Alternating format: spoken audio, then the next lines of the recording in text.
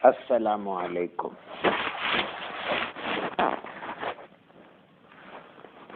آج ہم lecture number 25 جس کا عنوان خلق اور امر ہے، اس میں کشش اور گریز یہ پڑھیں گے صفحہ نمبر 220 پہ۔ خلق اور امر کے ذیل میں ہم نے جو کل مطالعہ کیا کہ فطرت سے کیا مراد ہے، فطرت سے مراد ہے نسمہ کی حرکت کا طول، اس کی رفتار اور ہجوم۔ یہ نسمے کا طول جو ہے یا نسمہ کی طوالت، نسمہ کی حرکت کی طوالت جو ہے یہ رنگ بن جاتی ہے۔ اس کو ہم رنگ کے نام سے پہچانتے ہیں یا جانتے ہیں، رنگوں کے نام سے۔ تو عالم میں رنگ و بو وجود میں آ جاتا ہے، گویا نسمہ کی حرکات، ٹھیک ہے۔ یہ خلق کیسے ہوتا ہے، تخلیق کیسے ہوتی ہے۔ ساتھ میں یہ بھی ہم نے پڑھا کہ ہر چیز کے 3 وجود ہیں۔ پہلے وجود کا قیام لوح محفوظ میں ہے، دوسرا عالم تمثال میں، اور تیسرے وجود کا عالم رنگ و بو میں ہے۔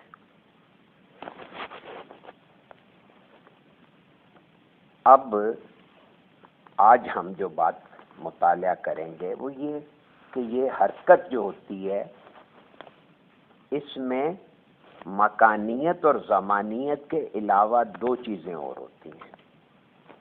یہ صفحہ نمبر 220 پہ، اس کا عنوان ہے کشش جمع گریز برابر ہے موت کے۔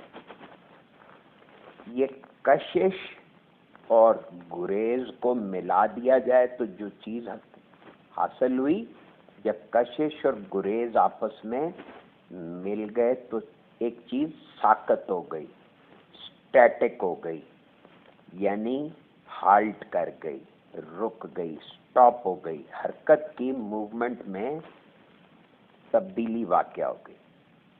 حرکت میں تبدیلی واقع ہونے سے جو حالت طاری ہوئی اس کو ہم نے موت کہا۔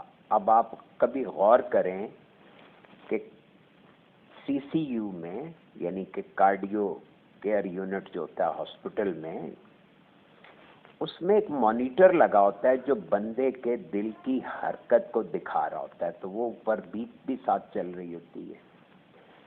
جب یہ حرکت اوپر جاتی ہے پھر نیچے آتی ہے، پھر اوپر جاتی ہے نیچے آتی ہے، وہ ایک گراف کی طرح چل رہی ہوتی ہے حرکت، ٹھیک ہے۔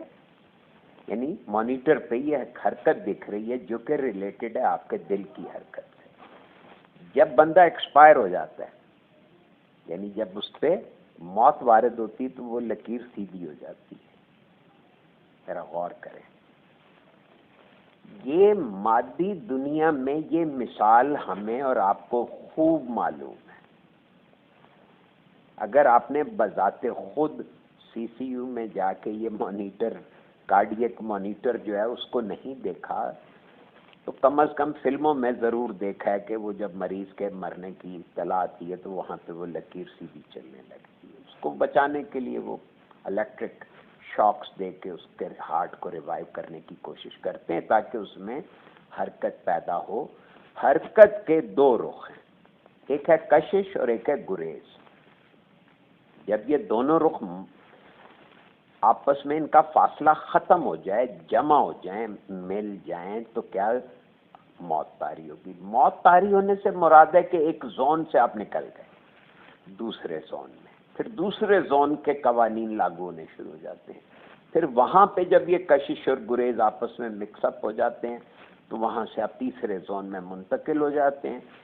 یہ بات میں نے کشش جمع گریز برابر ہے موت، یہ ایک 3 لفظ لکھے ہوئے ہیں، ان 3 الفاظ کی وضاحت میں عرض کی۔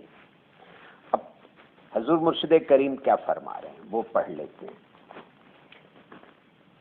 شے میں نقش و نگار مکانیت ہے، شے میں نقش و نگار مکانیت ہے، اور شے میں حرکت زمانیت ہے۔ اب یہاں پہ ایک اور نقطہ سمجھ لیں، ہم سمجھتے ہیں کہ کوئی چیز with reference to surroundings move کرے گی تو اسے حرکت مانیں گے، لیکن آپ غور کریں کہ لوہا پڑے پڑے زنگ آلود ہو جاتا ہے، چیزیں پڑے پڑے پرانی ہو جاتی ہیں، کیوں؟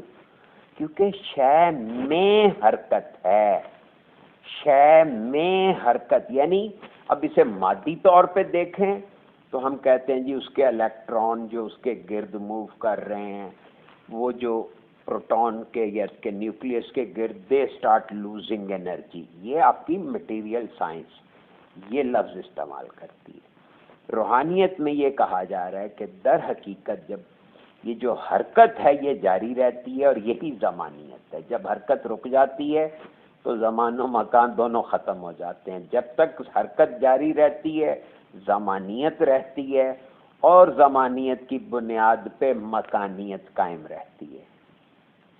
بہت بڑا قانون ہے۔ ہم چونکہ توجہ دینے کے عادی نہیں ہیں، یا ہمیں عادی نہیں رہنے دیا گیا، تو اس بات کو ذرا توجہ سے سمجھیں کہ شے میں نقش و نگار مکانیت ہیں، اور شے میں حرکت زمانیت ہے۔ حرکت میں دو رخ کام کر رہے ہیں، حرکت میں دو رخ کام کرتے ہیں۔ حرکت کا ایک رخ طول ہے، اور دوسرا رخ طوالت کے ساتھ ساتھ اس کی رفتار ہے۔ یہ طوالت یعنی جو طول، جو اس کی لمبائی ہے، جو اس کی رسائی ہے، جو اس کی ایکسیس ہے، جہاں تک کوئی حرکت جاتی ہے، جیسے میری آواز بظاہر اس کمرے کی دیوار تک جا رہی ہے، باہر نہیں سنی جا رہی، تو یہ آواز کی طوالت وہاں تک ہے۔ لیکن جب ہم نے ایک مٹیریل مین یعنی کہ نیٹ کا یا فون کا استعمال کیا تو وہ طوالت بڑھ گئی، تو ساتھ میں کیا ہوا؟ رفتار بھی تو بڑھ گئی نا۔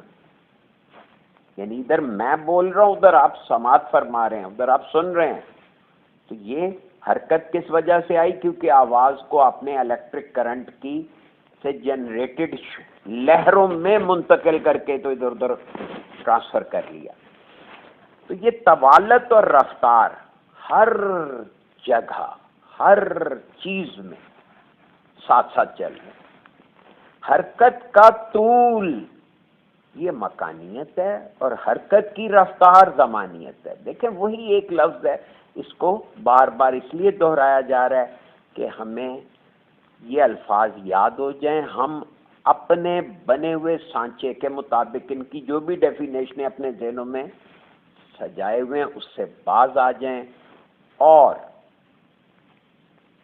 وہ ڈیفینیشن سمجھنے کی کوشش کریں جو ہمیں حضور کلندر بابا اولیاء اور ہمارے پیر و مرشد نے بتائیں، تاکہ ہم قرآن کے دیے ہوئے کانسیپٹس کو زیادہ وضاحت سے سمجھ سکیں۔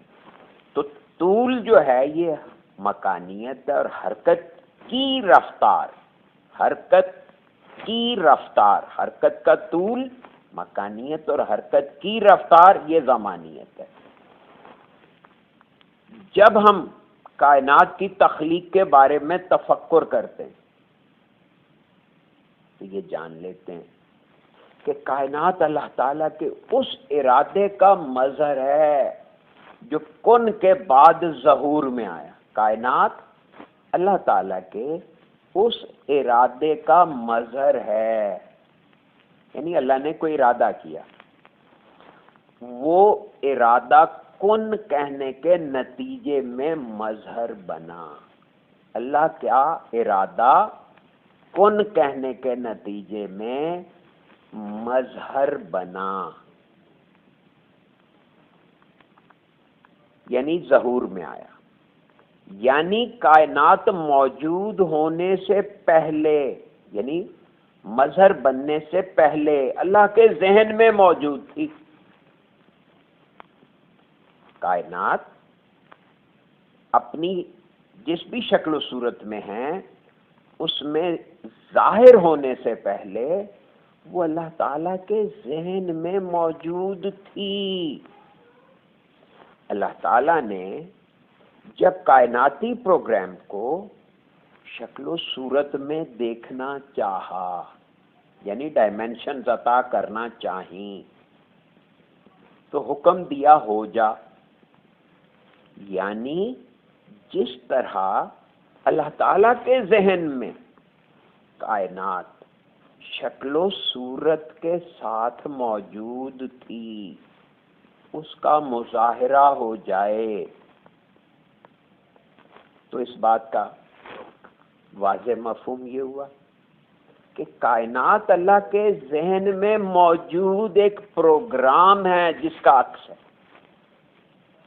کائنات اللہ کے ذہن میں موجود ایک پروگرام کا عکس ہے۔ اب اس کی مثال دیکھیں۔ یہ بات اول تو ہمیں براہ راست سمجھنی ہے، لیکن ساتھ میں ایک مثال دیکھیں۔ مثال یہ ہے کہ ایک مصور تصویر بناتا ہے۔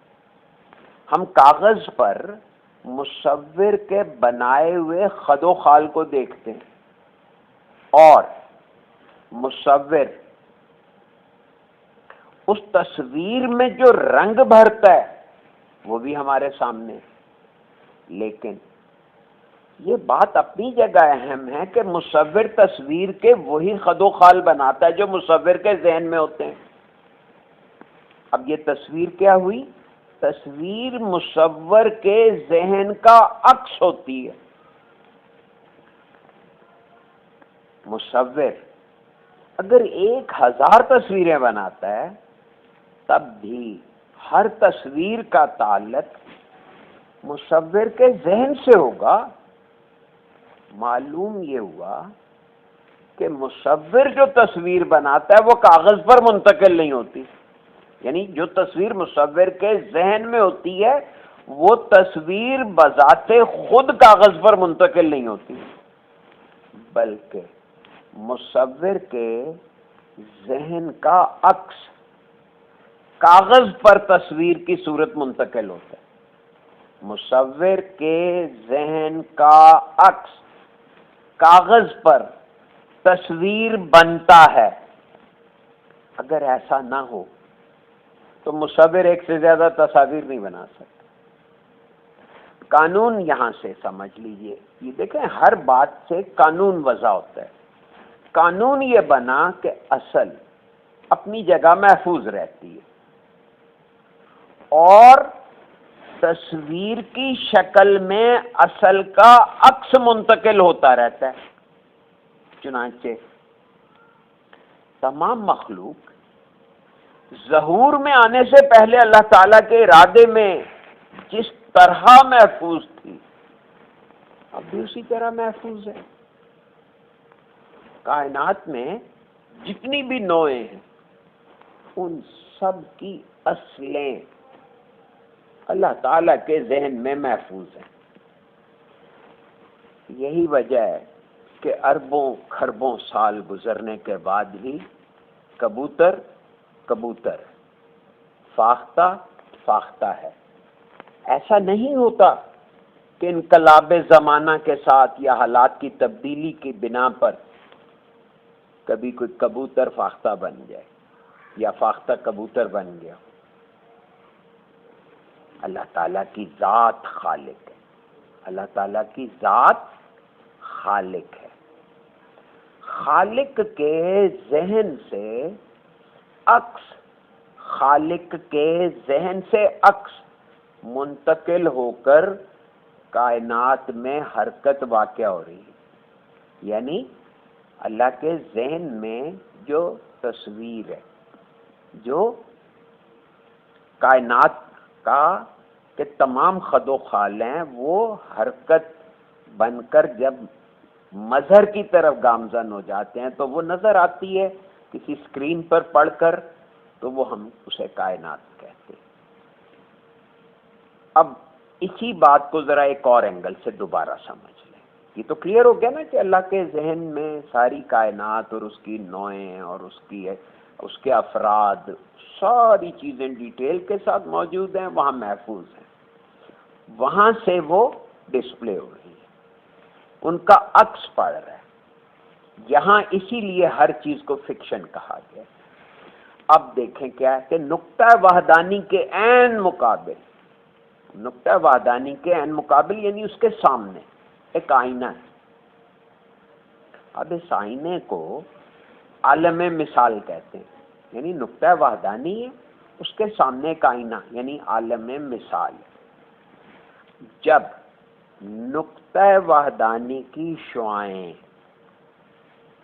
عالم مثال کی طرف حرکت میں آتی ہیں، یعنی نقطہ وحدانی کیا ہوا کہ وہ اللہ کے ذہن میں جو پروگرام ہیں، اصل میں یہ اسی پروگرام کا نام رکھا، اللہ کا نہیں، اللہ کے ذہن کا نہیں، اللہ کے ذہن میں جو پروگرام ہے اس پروگرام نے کہیں تو سٹارٹنگ پوائنٹ لینا ہے نا، وہ جو اس کا نقطہ وحدانی کلیئر ہو گیا کہ نقطہ وحدانی سے شعاعیں ایمرج کرتی ہیں۔ وہاں پیچھے فوارے کی مثال دے کر اس بات کو سمجھایا گیا کہ نقطہ وحدانی جو ہے وہاں سے ایک پانی کی وہ جو کیا کہتے ہیں دھار جو ہے وہ جیٹ آؤٹ کرتی ہے، باہر کو اچھلتی ہوئی جاتی ہے، اور پھر ایک خاص فاصلہ طے کر کے جتنی اس کے پیچھے انرجی ہوگی اس کے مطابق وہ اوپر اتنی ہائٹ پہ جا کے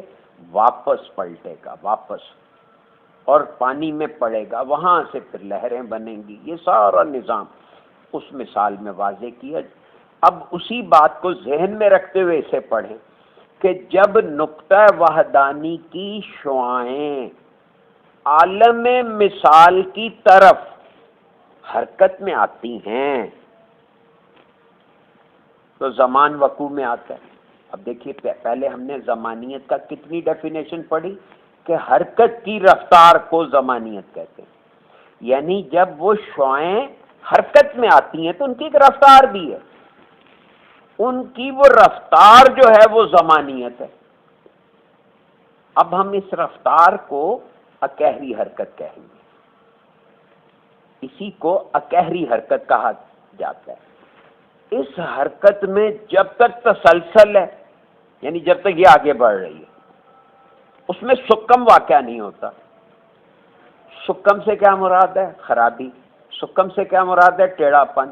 سکم سے کیا مراد ہے؟ واپس پلٹنا۔ یہ سارے سکم یعنی وقفے میں وہ جو تسلسل میں جو وقفہ آ جاتا ہے، وقفہ بننا، تو یہ حرکت جو ازل سے ابد تک جاری رہتی ہے، یعنی حرکت میں جب تک تسلسل ہے اس میں سکم واقع نہیں ہوتا، تو یہ ازل سے ابد کی طرف گامزن رہتی ہے۔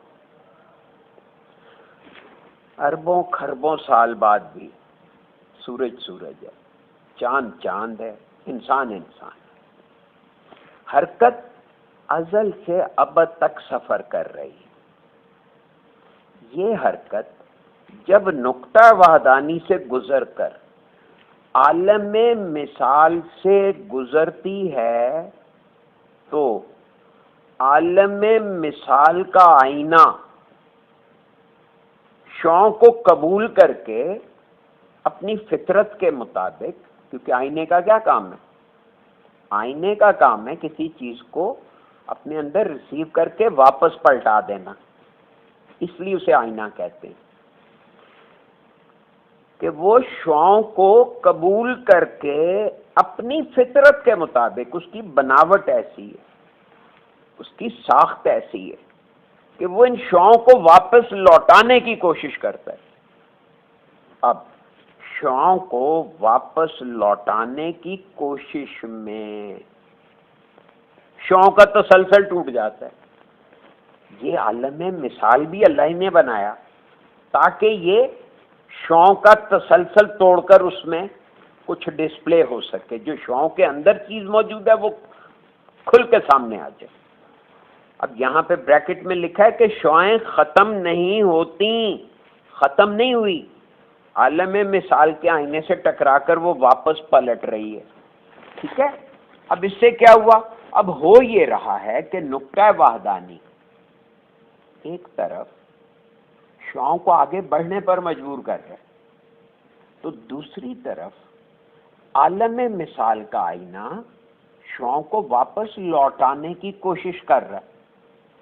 اب اس کشمکش میں یہ حرکت دوہری ہو گئی، یعنی نقطہ وحدانی سے شعائیں عالم مثال پر پڑی اور یہ وہاں سے جب واپس پلٹ رہی ہیں تو دونوں شعائیں ایک دوسرے کو اوور لیپ کرتے ہوئے دوہری ہو گئی، مرکب ہو گئی۔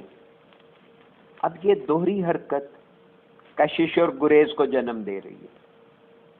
یہ دوہری حرکت ہی کشش اور گریز ہے۔ ہر چیز جو کائنات میں موجود ہے اس کا ایک رخ کشش ہے اور دوسرا رخ گریز ہے۔ یہ کشش اور گریز کو سمجھایا جا رہا ہے کیونکہ یہ تخلیقی نظام کا بہت بڑا فیکٹر ہے، ایک عوامل میں سے ایک عمل ہے کہ ہر چیز ایک طرف کشش کرتی ہے اور دوسری طرف وہ گریز کرتی ہے۔ میں نے آپ کو ایک چھوٹی سی مثال مادی زندگی میں عرض کی تھی کہ آپ کو گھر میں آٹا چاہیے تو آٹے کی کشش آپ کو مجبور کرتی ہے کہ آپ گھر سے نکلیں اور بازار جائیں، تو گویا آٹے کی کشش آپ کو بازار کی طرف لے گئی۔ وہاں جا کے جب آٹا خریدتے ہیں تو کیا ہوتا ہے، گھر کی کشش آپ پہ غالب آئی اور آپ وہاں سے واپس گھر کی طرف پلٹے۔ یہ مثال عرض کی تھی کہ جب آپ گھر سے باہر نکل کر آٹے کی کشش میں مبتلا ہوئے تو اصل میں آپ گھر سے گریز کر رہے ہیں۔ جب دکاندار سے آپ نے آٹا خرید لیا تو گھر کی کشش واپس غالب آ گئی اور وہاں سے گریز شروع ہو گیا۔ اس مثال کو ذہن میں رکھ کر ذرا سوچیں کہ اللہ کے ذہن سے ایک پروگرام ہے، وہ پروگرام نقطہ وحدانی سے جب آگے بڑھتا ہے تو عالم مثال کا آئینہ جب اسے واپس پلٹ آتا ہے تو یہ سارا نظام کشش اور گریز کا وقوع پذیر ہونے لگتا ہے، یعنی واقعہ ہونے لگتا ہے، یعنی ہونے لگتا ہے۔ اب ایک اور مثال دیکھیں، مثلا آج کا پیدا ہونے والا بچہ ہر آن ہر لمحہ کشش اور گریز میں سفر کر رہا ہے۔ بچپن سے جب لڑکپن آتا ہے تو بچپن کے لیے لڑکپن کشش ہے اور لڑکپن کے لیے بچپن گریز ہے۔ آدمی جوان ہوتا ہے تو جوانی لڑکپن سے گریز ہے اور جوانی کے لیے بڑھاپا کشش ہے۔ اب بظاہر یہ بات عجیب لگتی ہے اس لیے کہ کوئی آدمی بوڑھا نہیں ہونا چاہتا، لیکن ہر شے جوان بھی ہو رہی ہے اور بوڑھی بھی ہو رہی ہے۔ ساری زندگی یہ کشش اور گریز کا نہ ختم ہونے والا سلسلہ ہے۔ کبھی انسان کو زندگی کی دلچسپیاں اپنی طرف کھینچتی ہیں تو کبھی موت انسان کو اپنی جانب کھینچتی ہے، یعنی دلچسپیاں زندگی کی اتنی بھی دلچسپی نہیں اچھی نہیں لگتی، ان سے بیزاری ہونے لگتی ہے، تو وہ وقت ہوتا ہے جب آدمی کا ذہن اصل میں واپس پلٹنا چاہ رہا ہوتا ہے۔ تو کبھی موت انسان کو اپنی جانب کھینچتی ہے، انسان اس لحاظ سے بے بس اور مجبور ہے کہ وہ اس کشش اور گریز میں سفر کرتا رہے۔ یہ مجبوری ہے انسان کی، یہاں پہ انسان بالکل بے بس ہے۔ انسان بے بس اور مجبور ہو کر اس کشش اور گریز میں سفر کرتا رہتا ہے اور ایک دن بچپن، لڑکپن، جوانی اور پھر جوانی کے لوازمات یعنی کاروبار، اولاد، سب کچھ چھوٹ جاتا ہے اور کشش اور گریز کے قانون کے مطابق موت اسے اپنی طرف کھینچ لیتی ہے، یعنی کشش اور گریز آپس میں جمع ہو کر مزید ایکٹ کرنا بند کر دیتے ہیں۔ تو یہاں پہ اس زون میں ذہن اور روح دونوں کا کام ختم ہو جاتا ہے، یعنی وہ اس زون میں کشش اور گریز لیکن پھر یہ اوپر کے زون میں شروع ہو جاتا ہے. یہاں پہ یہ چیپٹر آپ کا الحمدللہ مکمل ہو گیا. اب آ جاتی ہے بات، یہ جو ایک نقشہ دیا گیا پیج نمبر ہے 222، 222. اس کا عنوان ہے ذات. یہ نقشہ آپ بہت توجہ سے دیکھیے. دیکھیں ذات باقی سارے صفحے پہ سمجھے پھیلی ہوئی ہے. یہ بیچ میں ایک لوپ کی طرح کا ایک اوول شیپ دائرہ بنا ہوا ہے جس کے اندر لکھا ہے تجلی ذات، اور آگے لکھا ہے صرف وحدت. یعنی یہاں پہ یہ وہ زون ہے جو ذات کا عکس ہے، ذات کی تجلی ہے. لیکن یہ ذات کی تجلی جب آگے بڑھ رہی ہے، اچھا اس کی یہ جو شیپ ہے، دس از ویری انٹرسٹنگ. ایک طرف یہ تجلی ذات دیکھیں نیچے تک گھیرے ہوئے، اور دوسری طرف اس کو دائروں کو دکھانے کے لیے اس طرح سے بنایا گیا کہ خلائے نور ہے، وہ بھی اسی طرح لوپ کی صورت میں اس کو دونوں طرف سے گھیرے ہوئے ہیں. درمیان میں گہری تاریکی ہے. یہ کیا ہے؟ یہ کثرت اور وحدت کے درمیان حد فاصل ہے. یہ وہ گہری تاریکی جو ہے، یہ تجلی ذات اور یعنی وحدت اور کثرت کے درمیان فاصلہ ہے. اگر آپ نے پیچھے قانون پڑھا تھا کہ اگر فاصلہ نہ ہو تو کوئی چیز دکھتی نہیں ہے، تو یہ ایک چیز کو گویا تھوڑا سا ذات جو ہے خود سے دور کرتی ہے. تو اس دوری میں جو فاصلہ پڑ رہا ہے وہ وہاں پہ اصل میں صرف گہری تاریکی ہے. اب اس تاریکی کا ایک سیاہ نقطہ جو ہے وہ یہاں پہ دکھایا گیا ہے خلائے نور کے سینٹر میں،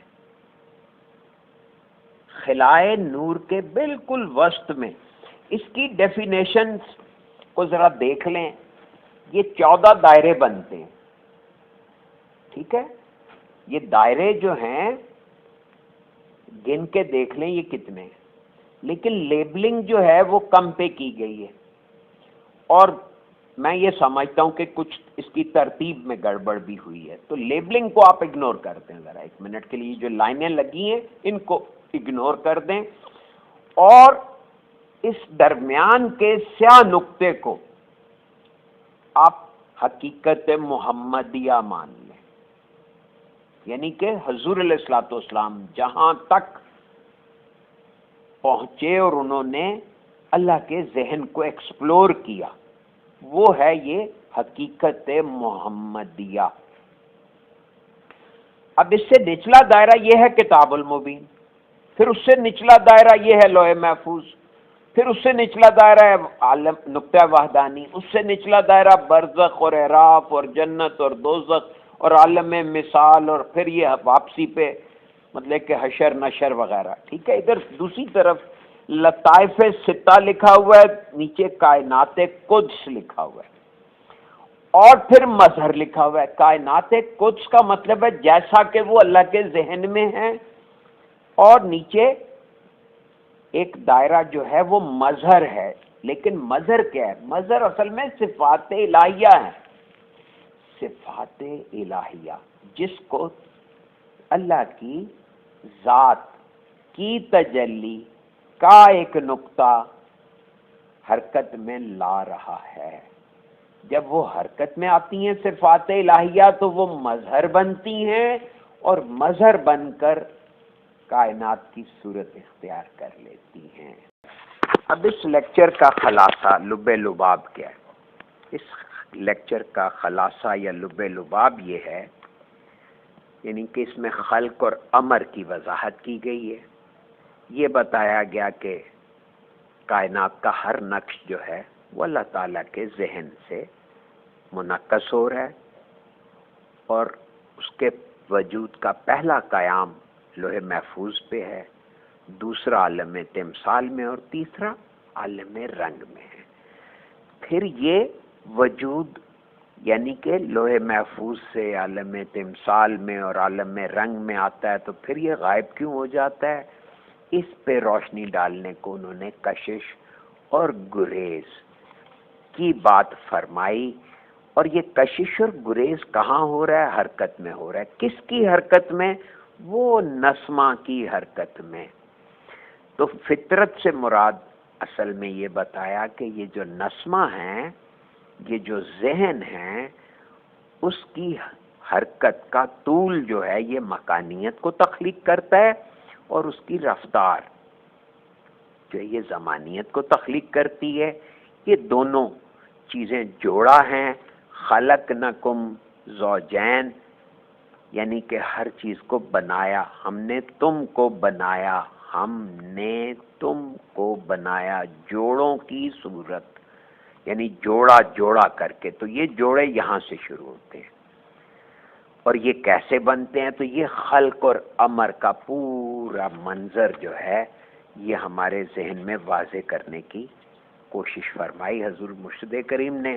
الحمدللہ کہ ہم نے اس کا مطالعہ کیا، اور دعا ہے اللہ تبارک و تعالیٰ سے کہ وہ ہمیں اس کی وہ فہم عطا فرما دے جو مرشد کریم کے درس کی ضرورت ہے یا اس کے لیے ضرورت ہے.